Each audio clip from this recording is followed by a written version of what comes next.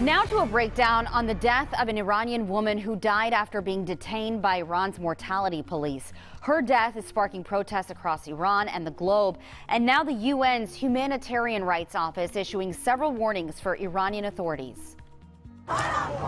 Continued unrest as Iranian police and security forces clash with protesters. This is following the death of 22-year-old Mahsa Amini. The circumstances of her death galvanizing women across the country. The show of opposition playing out in the streets is unlike anything Iran has seen in years. Dozens have been killed, many others injured, and over 1,000 arrested.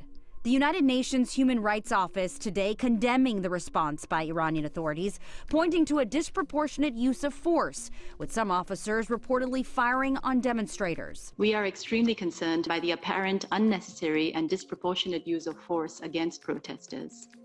Firearms must never be used simply to disperse an assembly. Thousands have joined the demonstrations since Amini's September 13th detainment by the morality police for allegedly improperly wearing a headscarf. She later died in police custody. Now officials claim she had a heart attack and deny allegations of any torture. Mahsa should be alive today. The only reason she's not is because a brutal regime took her life. Amini's death igniting solidarity protests in Europe, the U.S., and parts of the Middle East. The unrest is playing out globally on social media, but Iranian authorities have restricted access to the internet. This undermines numerous human rights, notably the right to freedom of expression. We call on the authorities to fully restore internet access. The UN Human Rights Office is also calling for a quick and impartial investigation into Amini's death.